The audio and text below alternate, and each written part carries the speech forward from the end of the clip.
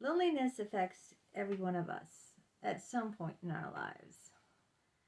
And the last couple of years have been horribly lonely for me. Of course, COVID did not help. um, that shut us out from everyone and everything. But what I wanted to say is, I felt intense loneliness before COVID. I had a lot of losses um, in my life.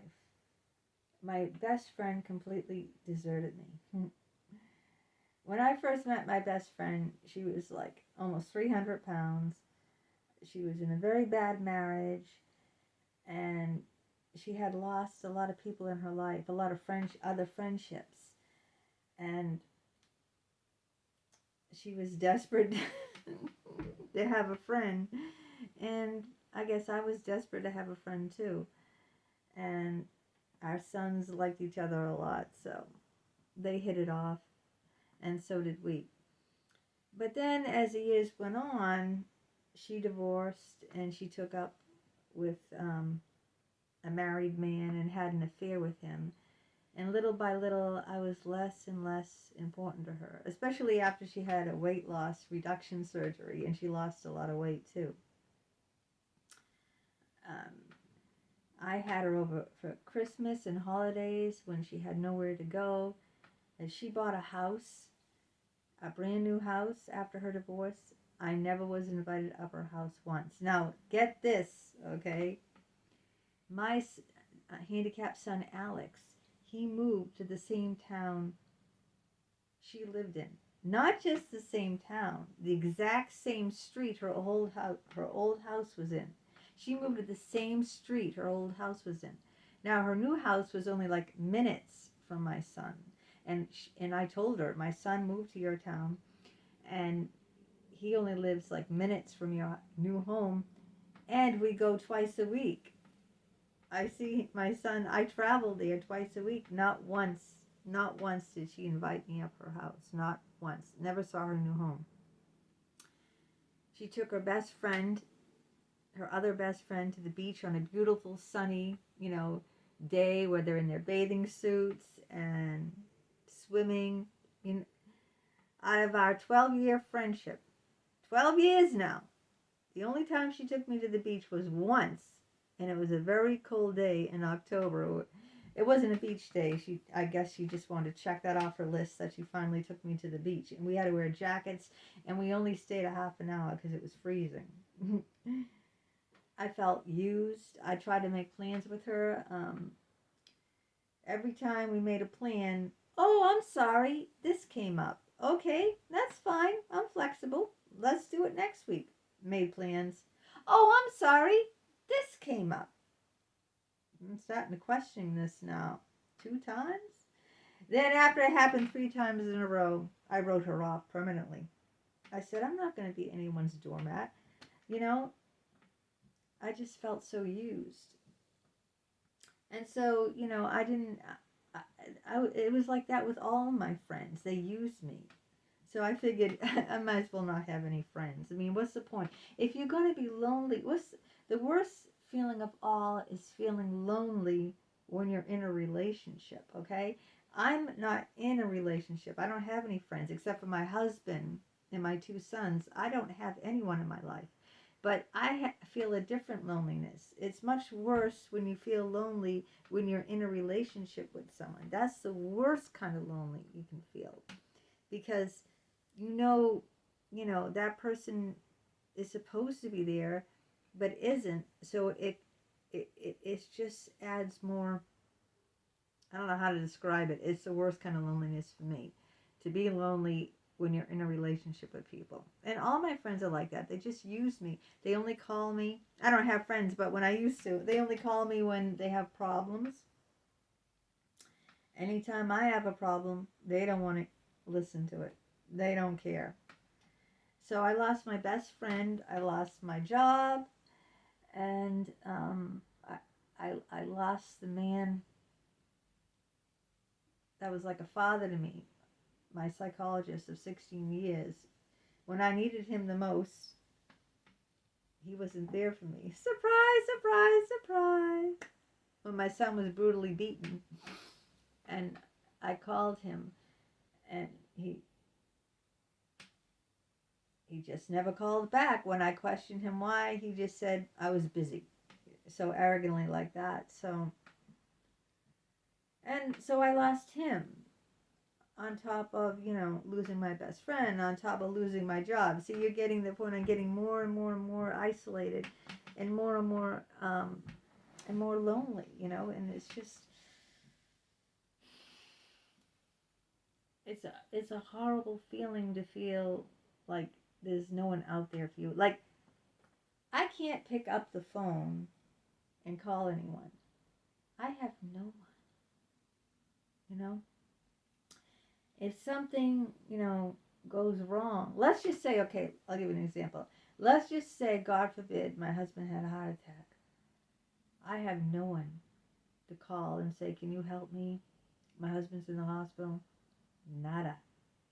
No one. Absolutely no one out there. Okay? No siblings, because I'm an only child. No best friend. No father figure. No nothing. Absolutely no one. And that's scary. That's a very scary feeling, to feel like you're in this world. I mean, I have my husband and my sons, okay? Those are the people I have. But I'm talking about no one else. I'm talking about I can't have a girls' night out somewhere. I can't, if I have a problem, I have no one to talk to. Like, my husband tries to listen sometime, but he works all day, and then, and my son works all day, and then he just wants to relax. He doesn't want to, be bogged down with my shit. But it's hard. It's very hard. And so I know this affects other people, this loneliness. And that's why I said, I want to talk about mental health, and I want to talk about things that I go through, but not just things that I go through. I wanted to discuss things that, other people go through too. And then I want to be able to tell them my personal experience with it. So, so they understand that, like, they're not alone. They're not the only ones that have these feelings. What helps me, we'll talk about what helps me in my loneliness, is doing these videos is always helpful. Sharing my feelings with other people, so they know that, hey, you know what? This person, is this way too. I'm not the only one like this. That helps. My writing, I write a lot. I have a lot of books out on Amazon. Writing helps. Writing about my feelings, that helps. What else helps? Walking in nature. That's why I do these videos. There's a wetlands right near my home. So I'll probably do another video out there too, because I love walking and, in nature. That's how I'm like Emily Dickinson. Both poets, both love nature, both loners. And those things help, even when you're lonely. When I'm lonely, I don't know about other people. When I'm lonely, I'm walking out in nature. I don't feel as lonely anymore. I don't know. It's something about I'm surrounded by squirrels and robins and trees. And I just feel like I blend in, not like I stand out. You know what I mean? And I think that really helps.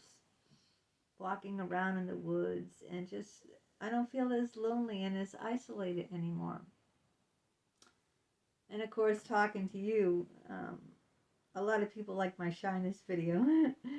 And a lot of people are shy, I guess shyness can cause loneliness, because I was painfully shy, Let me tell you how shy I was. When I was